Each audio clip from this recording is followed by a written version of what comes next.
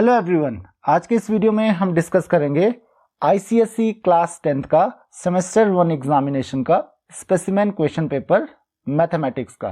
तो जैसे कि आपको पता है 40 मार्क्स का आपका क्वेश्चन पेपर होने वाला है और यहाँ पे 3 सेक्शन में ये क्वेश्चन पेपर डिवाइडेड होगा, जहाँ पे 1 मार्क्स, देन उसके बाद 2 मार्क्स और देन उसके बाद 4 मार्क्स के क्वेश्चंस होंगे। ऑब्वियसली क्वेश्चंस डिफरेंट पार्ट्स में भी हो सकते हैं। तो चलिए स्टार्ट करते हैं विद क्वेश्चन 1। तो जैसे कि आप देख सकते हो फर्स्ट सेक्शन जो आपके पास है section A, this is for 16 marks, तो 1 mark each question.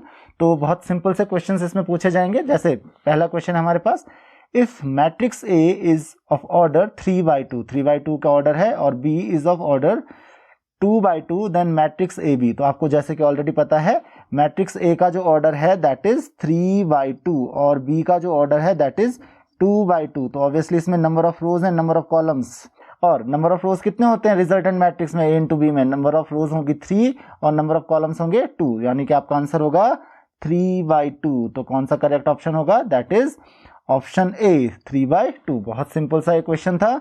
Next question देखते हैं, the percentage of share of SGST of total GST for an intra-state sale of an article is।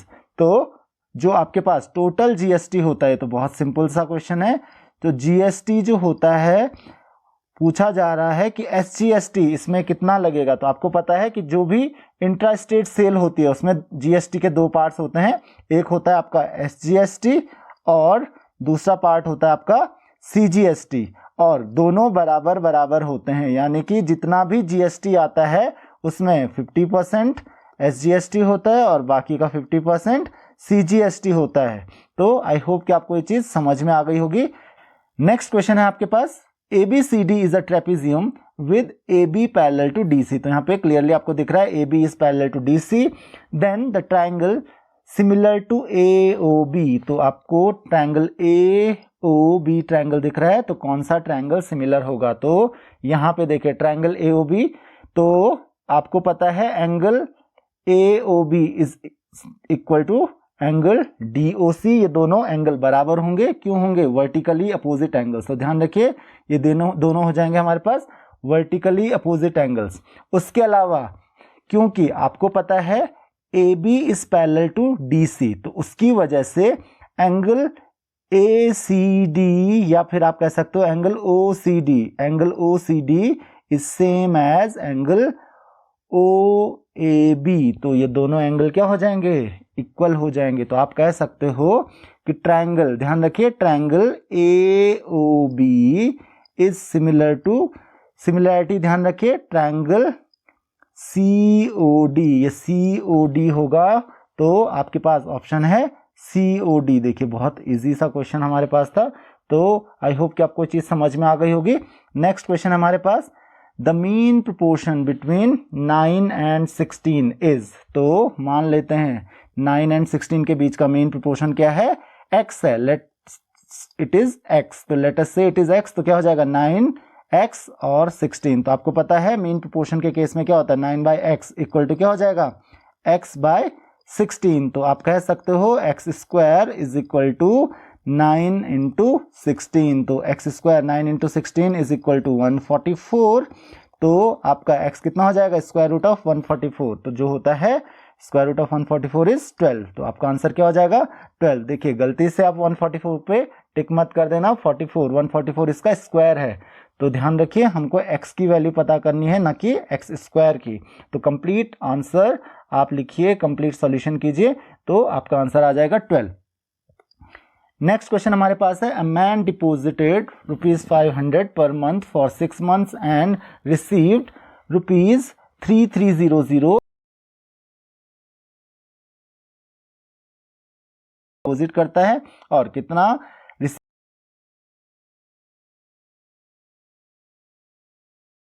तो कितना इंटरेस्ट उसने रिसीव किया होगा। बहुत सिंपल सा आपके पास क्वेश्चन है। यहाँ पे देखिए 500 रुपीज पर मंथ ये क्या करता है, डिपॉजिट करता है। तो कितना उसने डिपॉजिट किया, that is n into P. n into P equal to कितना हो जाएगा 500।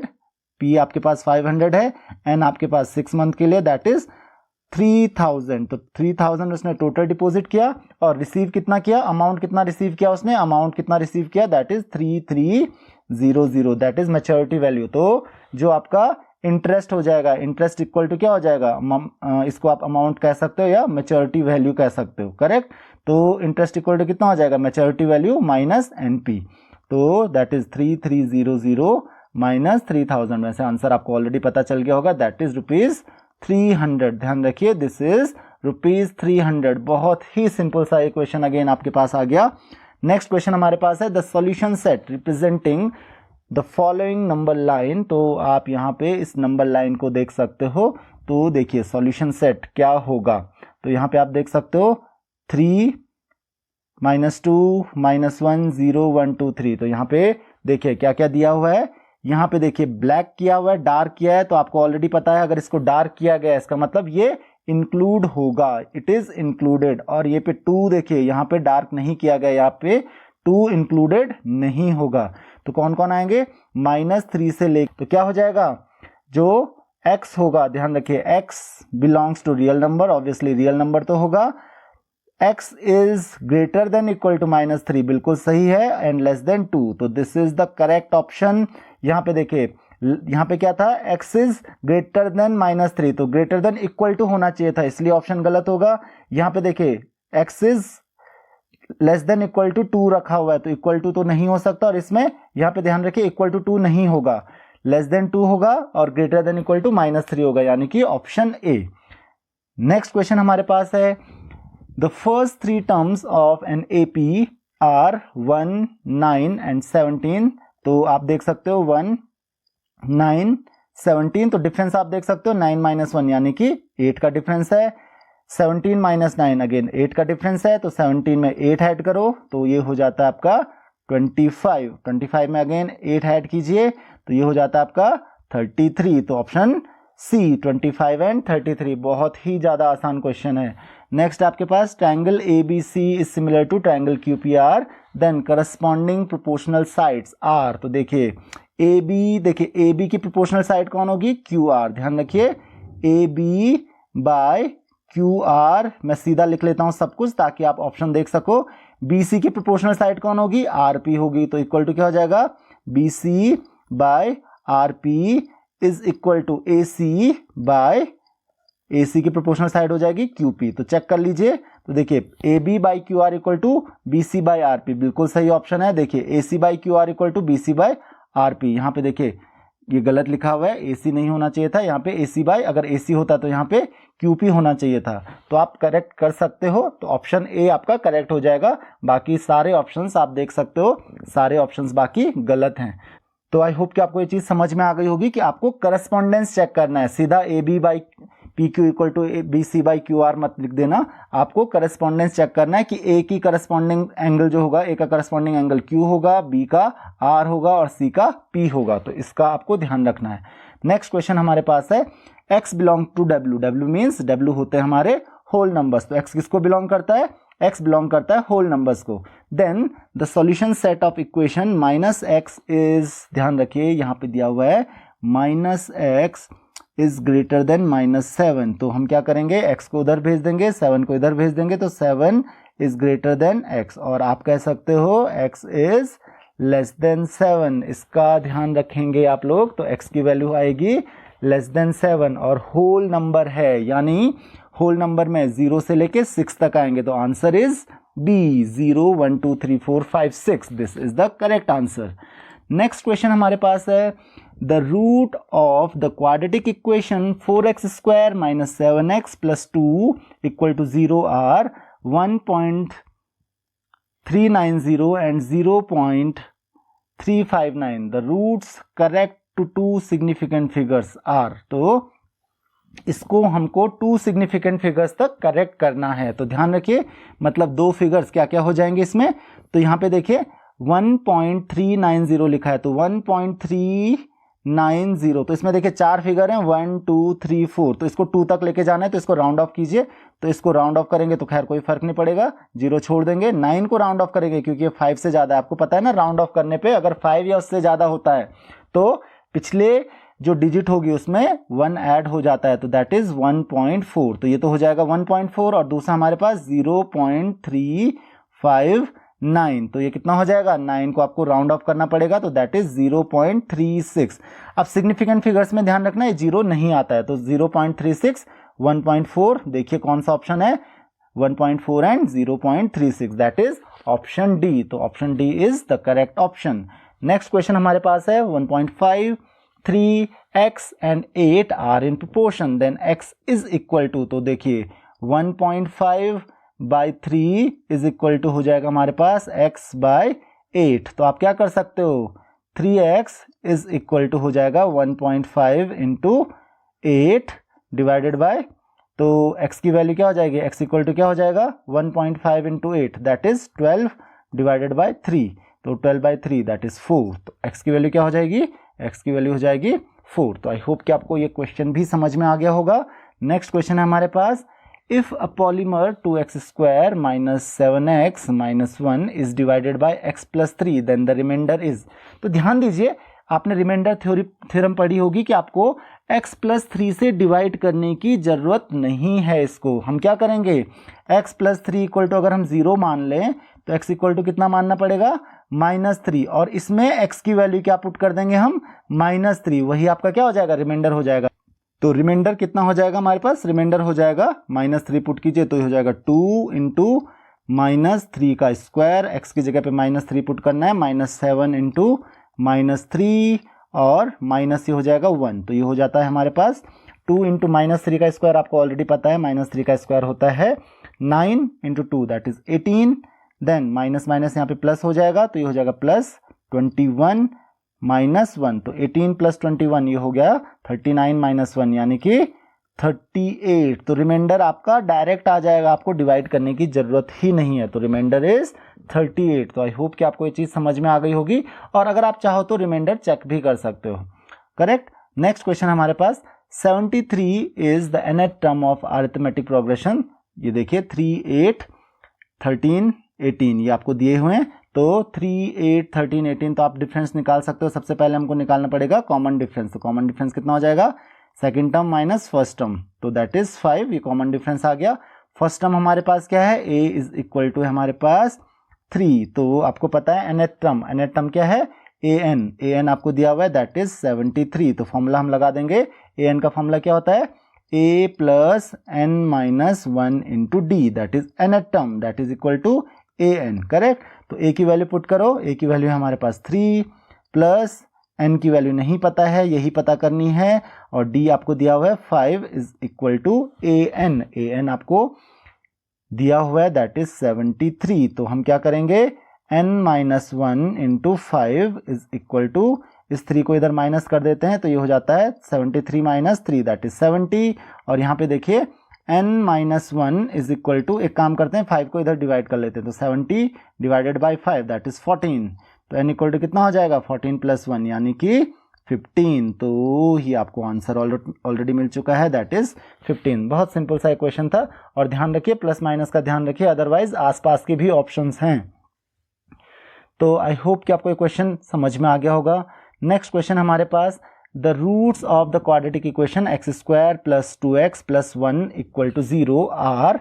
तो आप देख सकते हो यहाँ पे, देखिए आप चाहो तो डिस्क्रिमिनेंट से पता करो, तो डिस्क्रिमिनेंट आपको पता है, डिस्क्रिमिनेंट कितना होता है b² - 4ac, तो दैट इज b देखिए कितना है यहाँ पे 2 है, करेक्ट। c कितना है, ये c 1 है, और a कितना है, a भी 1 है, तो यानी कि b², तो a कितना है 1, b भी है हमारे पास 2, और c है हमारे पास 1, तो डिस्क्रिमिनेंट क्या होता है b² - 4ac, तो 2 का स्क्वायर माइनस 4 इंटू a भी 1 है और c भी 1 है, तो यानी कि 2² 4 - 4 कितना आ रहा है 0 आ रहा है। और आपको पता है जब भी डिस्क्रिमिनेंट 0 आता है तो roots are real and equal. इसके रूट्स कैसे होंगे, रियल एंड इक्वल। आपको सॉल्व करने की बिल्कुल भी जरूरत नहीं है।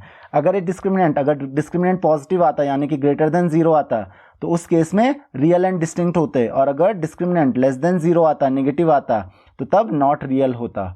तो आई होप कि आपको ये चीज समझ में आ गई होगी। तो यहाँ पे क्योंकि 0 आ रहा है तो that is real and equal, तो आपने डिस्क्रिमिनेंट की प्रॉपर्टी पढ़ी होगी, तो सब कुछ यहाँ से पता चल जाता है सिर्फ और सिर्फ डी की वैल्यू से। नेक्स्ट क्वेश्चन हमारे पास, which of the following statement is not true, इनमें से कौन सी स्टेटमेंट ट्रू नहीं है? तो चलिए देखते हैं। All identity matrices are square matrices, बिल्कुल सही है, लेकिन आपको पूछा है नॉट ट्रू, तो ये हमारे काम की नहीं है क्योंकि ये स्टेटमेंट सही है, हमको ढूंढना है गलत statement. All null matrices are square matrix, बिल्कुल गलत स्टेटमेंट है, इसका मतलब हमको यही पता करनी थी, तो ये स्टेटमेंट ट्रू नहीं है। क्यों? तो यही करेक्ट ऑप्शन हो जाएगा क्योंकि पूछा विच इज नॉट ट्रू। तो all null matrices are not actually square matrix. जो नल मैट्रिक्स है वो किसी भी टाइप की हो सकती है, जैसे 0 0, ये भी तो एक नल मैट्रिक्स है। तो यहाँ पे क्या है, ये कोई स्क्वायर मैट्रिक्स नहीं है। नल मैट्रिक्स मतलब उसके सारे एलिमेंट 0 होने चाहिए, और उसके लिए उसको स्क्वायर मैट्रिक्स होना जरूरी नहीं है। For a square matrix the number of rows is equal to number of columns, तो ये स्क्वायर मैट्रिक्स के लिए तो एक नेसेसिटी है ही। और square matrix all of whose elements except those in leading diagonal are 0 is a diagonal matrix, तो ये भी सही है। तो ध्यान रखिए, हमको सही स्टेटमेंट नहीं ढूंढनी है, हमको गलत स्टेटमेंट ढूंढनी है। तो ये ऑप्शन तो सही नहीं होंगे, जो गलत वाला ऑप्शन है वो आपको टिक करना है। ध्यान रखिए, क्वेश्चन को ठीक से पढ़िए।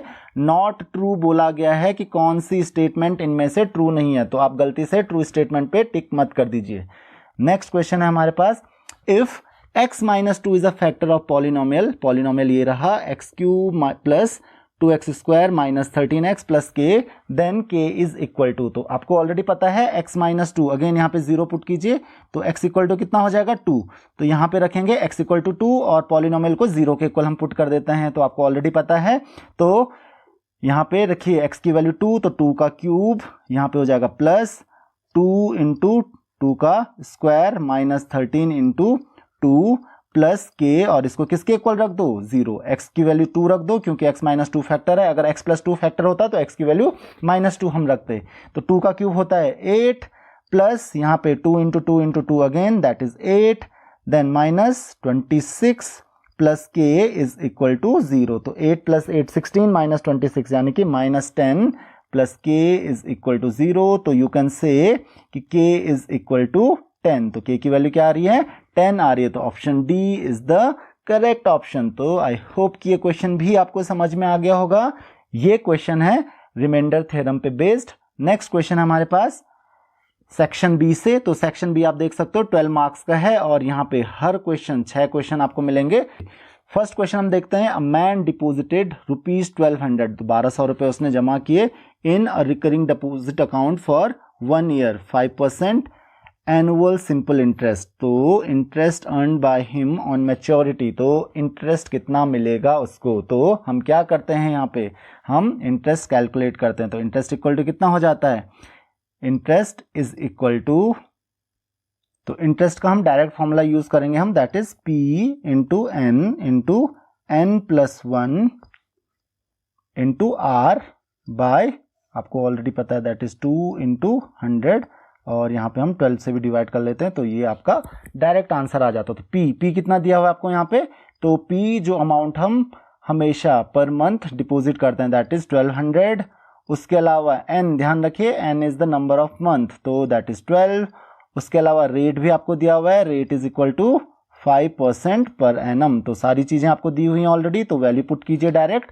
तो ये कितना हो जाएगा 1200 इंटू, उसके साथ आपको n की वैल्यू दी गई है, तो n की वैल्यू आप देख सकते हो, n की वैल्यू आपको दी गई है 12 इंटू n प्लस 1, तो n 12 है प्लस 1 13 हो जाएगा ये, इंटू रेट ऑफ इंटरेस्ट भी आपको दिया हुआ है 5, और इसको हम डिवाइड करेंगे 2 इंटू 100 इंटू 12 से, तो यहाँ पे देखिए 12 से 12 कैंसिल हो रहा है, 0 से देखिए 0 कैंसिल हो जाएंगे 2, और आप चाहो तो 2 से आप डिवाइड कर सकते हो 12 को, तो हो जाएगा 6, तो मल्टीप्लाई कर लीजिए 6 into 5 that is 30 and 13 into 30 that is 390, तो 30 इंटू 3 दैट इज 39, एक 0 भी है यहाँ पे, तो हमारे पास आ रहा है ₹390, that is the correct option. तो यहाँ पे देखिए डायरेक्ट फॉर्मूला बेस्ड क्वेश्चन है, तो आप डायरेक्टली इसको सॉल्व कर सकते हो, थोड़ी सी आपके पास कैलकुलेशन यहाँ पे हो जाएगी, ज्यादा कैलकुलेशन आएगी नहीं क्योंकि क्वेश्चन पेपर बहुत शॉर्ट है। नेक्स्ट क्वेश्चन हमारे पास, if x² - 4 is a factor of polynomial, polynomial आपको दिया हुआ है, देन इट्स फैक्टर्स आर, तो x² - 4 यानी कि x² - 4 यानी कि x plus 2 into x minus 2, x plus 2 x minus 2 इसका ऑलरेडी एक फैक्टर है, तो इसको एक आप काम कर सकते हो, या तो आप x प्लस टू, देखिए x plus two x minus two सब में है, देखिए x plus two x minus two सब में है, x minus two x plus two सब में है। तो आप देख सकते हो इसमें नहीं है, तो ये देखिए ऑलरेडी गलत होने वाला है और ये भी गलत ऑप्शन है। तो बिना सॉल्व किए देखिए मैं आपको बता सकता हूँ कि आप इसको कैसे सॉल्व कर सकते हो। तो यानी कि देखिए यहाँ कि तीसरा जो फैक्टर होगा या तो x प्लस वन होगा या तो x माइनस वन होगा। x प्लस वन होगा अगर, तो x की वैल्यू -1 पुट करिए यहाँ पे, तो x की वैल्यू अगर मैं -1 यहाँ पे पुट करता हूँ तो देखिए क्या हो जाएगा, -1 का क्यूब प्लस -1 का स्क्वायर -4 इंटू -1 -4। तो देखिए कितना आ रहा है, -1 का क्यूब यानी कि -1 प्लस -1 का स्क्वायर होता है 1, -4 इंटू -1 यानी कि +4 और ये हो जाएगा -4 यानी कि हो गया 0। तो तीसरा फैक्टर कौन होगा इसका, दैट इज x प्लस 1। तो यानी कि इसके 3 ही फैक्टर्स होने वाले हैं, तो फर्स्ट ऑप्शन ही आपका करेक्ट हो जाएगा। अगर आप x इक्वल टू 1 रखो तो देखिए x इक्वल टू 1 रख के नहीं आ रहा है, x इक्वल टू 1 रख के 0 नहीं हो रहा है। तो भाई x की वो वैल्यू रख के, अगर x की वैल्यू a रख के फैक्टर जो है 0 आ रहा है, मतलब इसकी वैल्यू 0 आ रही है, तो इसका मतलब x माइनस ए इसका फैक्टर हो जाएगा। तो इसको देखिए सॉल्व करने की आपको जरूरत ही नहीं पड़ रही है, option A is the correct option. आप ऑप्शन से ही सॉल्व कर सकते हो। अदरवाइज x स्क्वायर -4 से इसको डिवाइड करके देखिए तो x माइनस टू और x प्लस टू ये दो फैक्टर तो ऑटोमेटिकली हो जाएंगे, क्योंकि x स्क्वायर -4 एक फैक्टर है और तीसरा फैक्टर मतलब डिवाइड करके जो आपका क्वोशंट आएगा वो तीसरा फैक्टर हो जाएगा। तो वो भी एक तरीका है, आप उससे भी डिवाइड कर सकते हो। नेक्स्ट क्वेश्चन है हमारे पास, the following bill shows the GST rates and the mark price of an article A and B। तो आपको ये रेट दिख रहा है, GST रेट और मार्क प्राइस आर्टिकल। ये आर्टिकल A का है मार्क प्राइस इतना, रेट इतना, B का मार्क प्राइस इतना, रेट इतना। The total amount to be paid for the above bills. तो टोटल अमाउंट कितना पे करना पड़ेगा, देखिए 300 रुपीज है और 12% GST, तो 12% निकाल लेते हैं 300 वाले पे GST। यहाँ पे मैं GST लिख लेता हूँ, GST कितना आएगा 300 वाले पे, तो यहाँ पे 12% ऑफ 300, तो 12 इंटू 300 बाय 100, तो 12 बाय 100 इंटू 300 कितना हो जाता है, दैट इज ₹36। तो GST इस पे कितना आ रहा है, 36 आ गया। उसी तरीके से 1200 रुपीज की एक चीज है तो कितना हो जाएगा GST, दैट इज 5/100 इंटू, सीधा हम कर सकते हैं क्योंकि 5% GST है, इंटू 1200।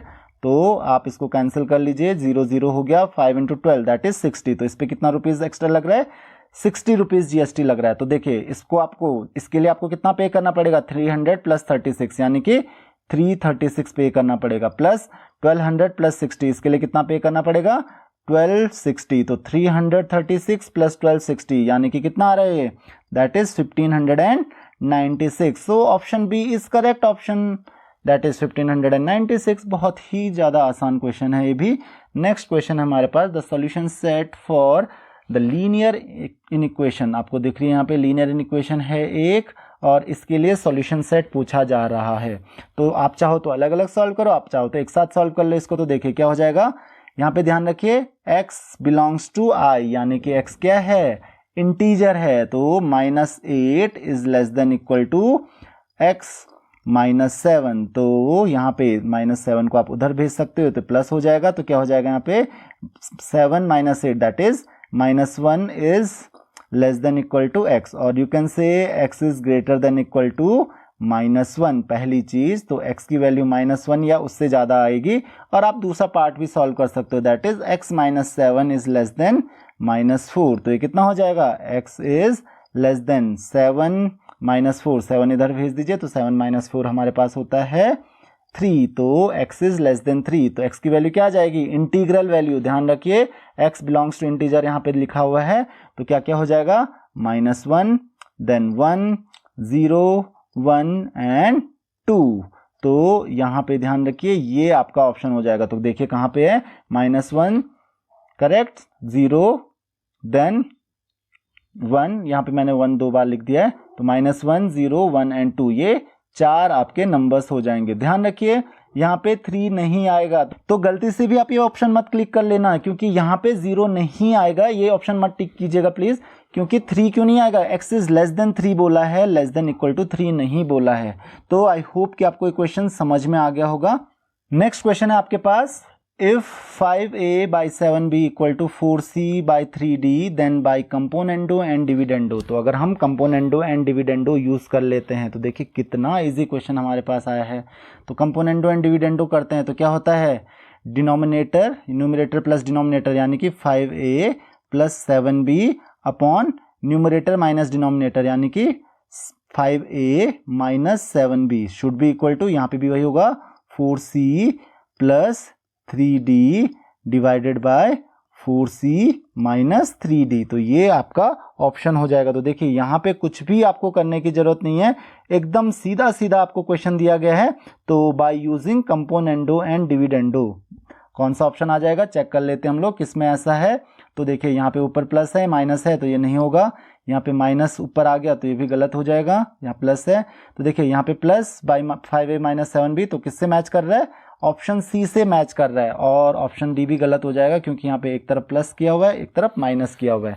तो कौन सा हो जाएगा, option C will be the correct option. Next question हमारे पास है if a equal to this a square. तो a स्क्वायर कैसे निकालेंगे, a स्क्वायर इक्वल टू क्या हो जाएगा, a square equal to a into a. तो a इंटू ए यानी कि 2 0 माइनस 1 इंटू 7 और इस मैट्रिक्स को मल्टीप्लाई करना पड़ेगा किससे, इसी से, यानी कि 2 0 माइनस 1 एंड 7। तो कैसे करते हैं, सबसे पहले इसकी जो फर्स्ट रो है इसके फर्स्ट कॉलम से मल्टीप्लाई करते हैं यानी कि इससे मल्टीप्लाई करते हैं। तो कितना हो जाएगा देखिए, तो 2 इंटू 2, ध्यान रखिए फर्स्ट एलिमेंट को फर्स्ट से और सेकंड को सेकंड से। तो 2 इंटू 2 यानी कि 2 इंटू 2 होता है हमारे पास 4 प्लस 0 इंटू माइनस 1 यानी कि 0 ही आ रहा है। उसके अलावा फर्स्ट रो को इसके सेकंड कॉलम से मल्टीप्लाई करेंगे। तो देखिए सेकंड कॉलम से मल्टीप्लाई करेंगे तो क्या हो जाएगा, 2 इंटू 0 यानी कि 0 प्लस 0 इंटू 7 यहाँ पे हो जाएगा 0। देन इसके बाद क्या करेंगे, माइनस 1 इंटू 2, क्योंकि अब हम सेकंड में चले जाएंगे। तो यहाँ पे ध्यान रखिए माइनस 1 इंटू 7 से कितना हो जाएगा, माइनस 1 इंटू 2 ये हो जाएगा माइनस 2 और 7 इंटू माइनस 1, इसकी सेकंड रो को इसके फर्स्ट कॉलम से पहले मल्टीप्लाई करेंगे तो माइनस 7 हो जाएगा। अब इसकी सेकंड रो को सेकंड कॉलम से मल्टीप्लाई कर देते हैं तो minus 1 into 0 that is 0 plus 7 into 7 यानी कि 49। तो टोटल कितना हो जा रहा है हमारे पास, देख सकते हैं हम 4 यहाँ पे आएगा 0 minus 2 minus 7 that is minus 9 और 49। देखिए ऐसा कोई ऑप्शन है 4 0 minus 9 49, option B this is the correct option. तो आई होप कि आपको ये क्वेश्चन समझ में आ गया होगा, बहुत ही इजी क्वेश्चन था ये भी। अब चलते हैं हम नेक्स्ट क्वेश्चन पे। तो क्वेश्चन नंबर 23, तो क्वेश्चन नंबर 23 हमारे पास है, ये सेक्शन सी में आ गया आपके पास। तो क्वेश्चन नंबर 23 जो है यहाँ पे हमारे पास 4 अलग अलग क्वेश्चन होंगे 23, 24 और 25 में। तो इसका फर्स्ट क्वेश्चन आपको दिया हुआ है, लेकिन उससे पहले हमें क्वेश्चन पढ़ना पड़ेगा। Distance between station A and B by road is 240 km and by train is 300 km. A car starts from station A with the speed x km per hour. तो स्टेशन A से x km per hour की speed से चलती है, whereas a train starts from station B with a speed of 20 km per hour more than the speed of car.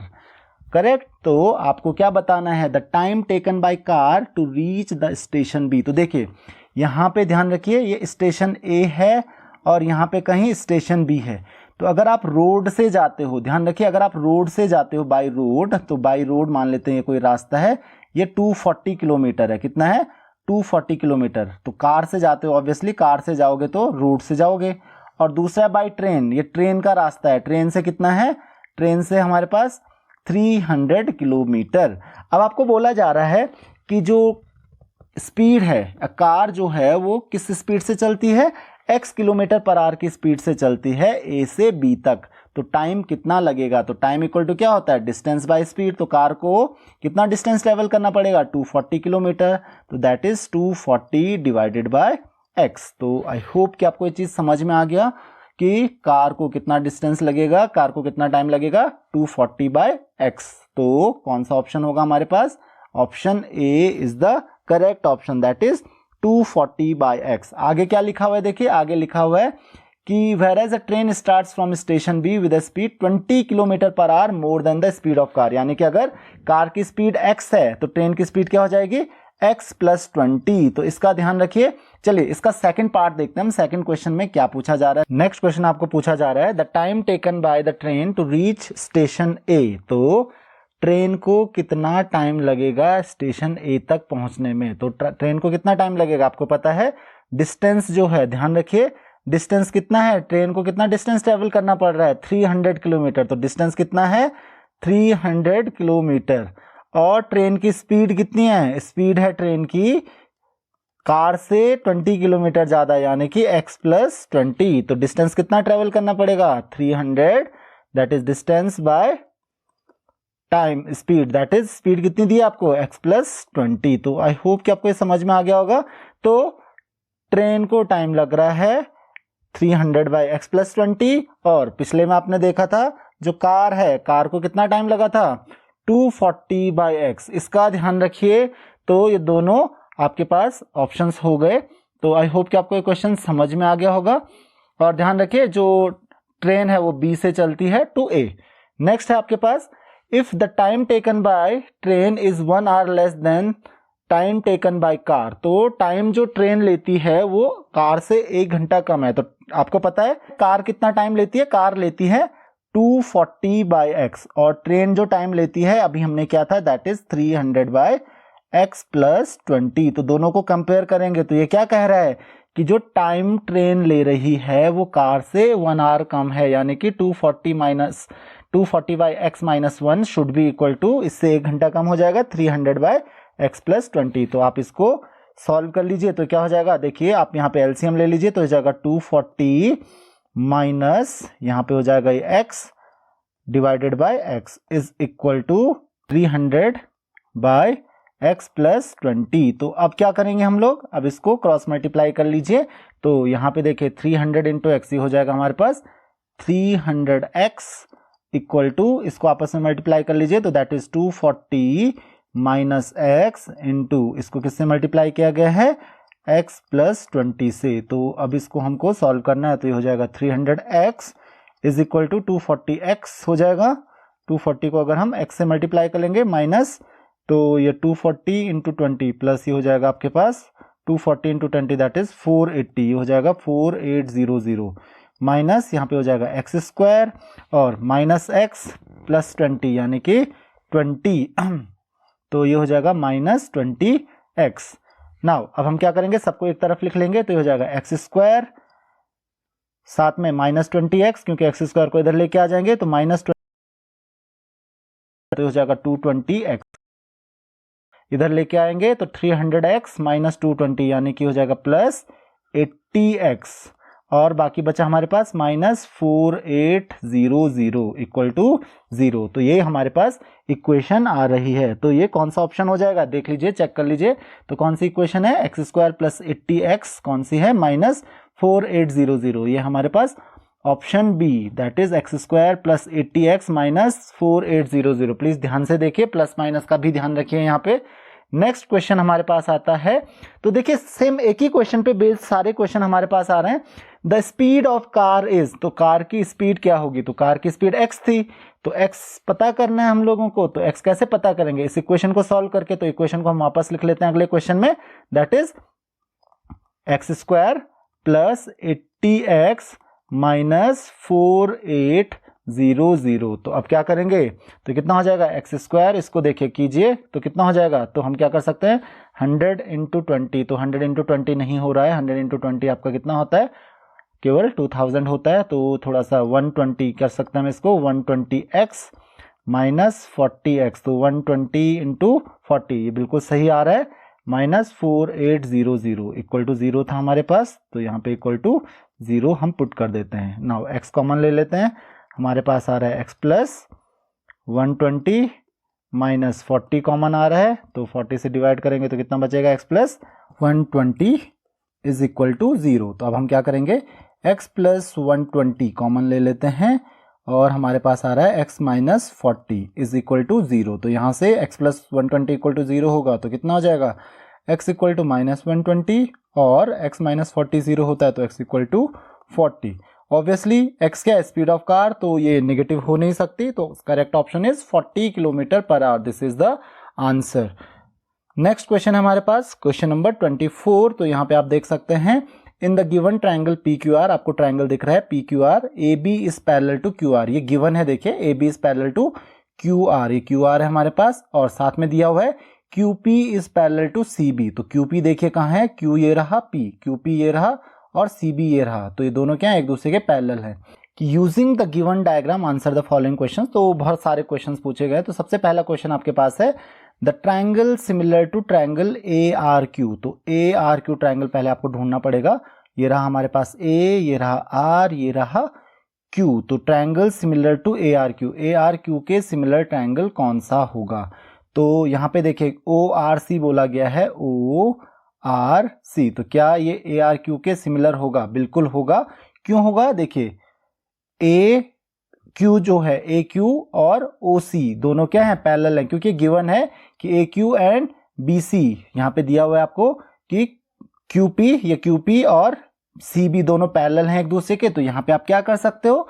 यहाँ पे क्योंकि ये दोनों पैरेलल हैं तो यहाँ पे लाइन जो है ये पैरेलल होगी, दो सिमिलर ट्रायंगल में डिवाइड करेगी इसको। तो कैसे? क्योंकि आपको पता है ये एंगल दोनों में कॉमन एंगल है, ये एंगल और ये एंगल इक्वल हो जाएंगे। क्यों?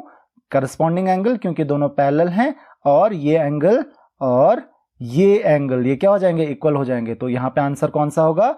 आंसर होगा आपके पास ARQ is parallel to ORC। तो ORC is the correct answer. तो आई होप कि क्वेश्चन बहुत इजी लगा होगा आपको। नेक्स्ट क्वेश्चन आपके पास इसी में है। In the given triangle, same है क्वेश्चन है, triangle PQR is similar to BCR। तो पहले PQR ढूंढना पड़ेगा आपको। P ये रहा, Q ये रहा, R ये रहा। तो ट्रायंगल PQR ये रहा और BCR ये रहा। तो दोनों सिमिलर कैसे हो जाएंगे? तो यहाँ पे देखिए कैसे हम सिमिलर कर सकते हैं इनको। तो आपको बोला गया है कि ये और ये दोनों एक दूसरे के पैरेलल हैं, तो इसकी वजह से ये एंगल इक्वल हो जाएंगे। ये वाला एंगल और ये वाला एंगल दोनों इक्वल हो जाएंगे, और ये एंगल R जो है वो तो दोनों में कॉमन है। यानी कि एंगल तीनों एंगल्स आपस में आपने ऑलरेडी इक्वल प्रूव कर दिए। तो ये कौन सी सिमिलैरिटी यहाँ पे लगेगी? एंगल एक्सियम यहाँ पे हम यूज कर सकते हैं। नेक्स्ट क्वेश्चन है हमारे पास, in the given triangle PQR। तो सेम है हमारे पास। तो आपको बोला गया QC इक्वल टू 6 सेंटीमीटर। तो QC आपको दिया हुआ है। QC कौन सी डिस्टेंस है ये देखिए। तो यहाँ पे ऑलरेडी क्लियर है 6 सेंटीमीटर। उसके अलावा CR जो है वो 4 सेंटीमीटर दिया हुआ है आपको, और BR जो है वो आपको दिया हुआ है 3 centimetre. Find the length of RP कौन सी साइड है? ये। तो अभी आपने प्रूव किया था कि PQR एंड BCR ये दोनों क्या हैं? सिमिलर हैं एक दूसरे के। तो यहां से क्या हो जाएगा? ध्यान रखिए, यहां से क्या हो जाएगा?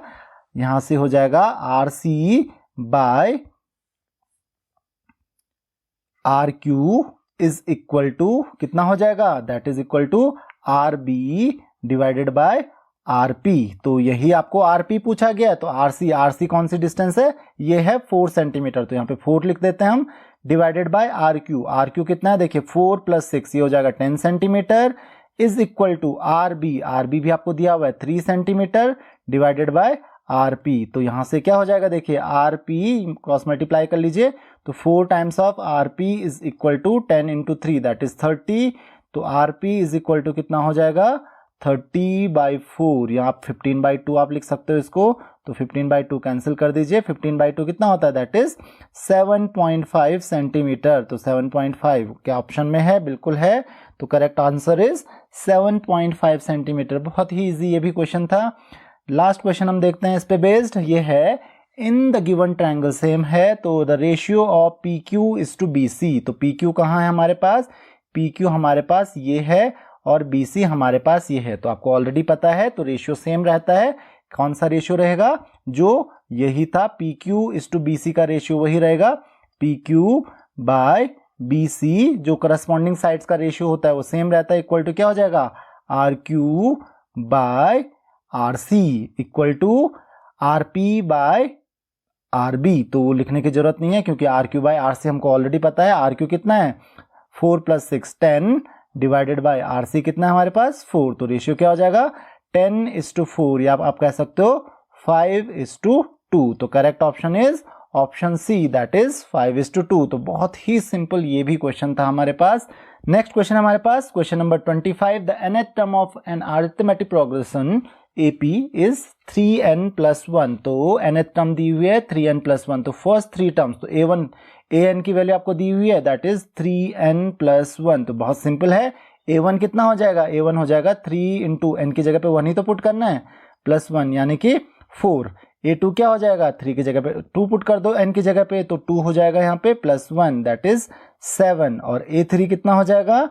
3 into 3 plus 1 that is 3 into 3 9 plus 1 that is 10, तो 4 7 10 कहीं पे दिख रहा है आपको, तो ये आपका आंसर हो जाएगा ऑप्शन डी।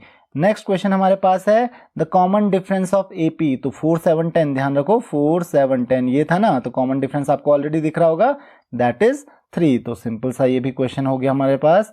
नेक्स्ट क्वेश्चन हमारे पास which of the following is not a term of this AP, तो कौन सी इनमें से उस एपी की टर्म नहीं है, तो देखिए कैसे पता करना है उसके लिए, तो देखिए हमारे पास क्या था 4 7, तो काफी नजदीक है, आप चाहो तो ऐसे ही कर सकते हो, देन आ जाएगा 13 3 का डिफरेंस है, देन आ जाएगा 16, देन आएगा 19 19 के बाद आएगा 22, देन आएगा 25 28 31, तो आपको दिख ही रहा है कौन नहीं आ रहा है इनमें, 27 नहीं आ रहा है, तो 27 इज रॉन्ग आंसर। तो आई होप कि आपको ये चीज समझ में आ गई होगी, 25 के बाद सीधा 28 आता है। नेक्स्ट है हमारे पास sum of the first 10 terms of this AP is, तो sum of the first 10 terms आपको पूछा गया, तो एस एन का आपको ऑलरेडी फॉर्मूला पता है, एस एन इक्वल टू क्या होता है, एस एन इक्वल टू होता है n/2 into 2a plus n-1 into D, correct. और आपको ऑलरेडी पता है n कितना दिया हुआ है आपको, यहाँ पे 10 दिया हुआ है, फर्स्ट टर्म है a जो कि है 4, उसके अलावा क्या दिया आपको कॉमन डिफरेंस d दिया हुआ है आपको 3, तो सारी वैल्यूज पुट कीजिए, तो that is 10/2 into 2 into a यानी कि 2 इंटू 4 प्लस 10-1 इंटू डी कितना दिया आपको 3, तो सिंपल सा ये हो गया 5 आएगा यहाँ पे, इंटू देखिए 2 इंटू 4 होता है हमारे पास 8 plus 10-1 that is 9 into 3 that is 27, तो 27 प्लस 8 होता है 35, तो ये हो जाएगा आपका 5 इंटू 35, तो 5 into 35 that is equal to 175, तो बड़ा सिंपल सा क्वेश्चन था, तो आपका आंसर क्या हो जाएगा 175, तो चेक कीजिए क्या ऑप्शन आपके पास है, बिल्कुल है, तो 175 क्या हो जाएगा आपका आंसर हो जाएगा, तो बहुत ही सिंपल ये भी क्वेश्चन था। तो आई होप कि आपको ये क्वेश्चन भी समझ में आ गया होगा। इसी के साथ ये क्वेश्चन पेपर भी हमारा खत्म होता है। अगर आपकी कोई भी क्वेरीज हैं, कोई भी डाउट्स हैं, तो आप मुझे कमेंट्स, फेसबुक, इंस्टाग्राम पे क्वेश्चन पूछ सकते हैं। नेक्स्ट वीडियो में हम फिजिक्स का क्वेश्चन पेपर भी डिस्कस करेंगे। So this is all in this lecture. See you in the next lecture. Thank you very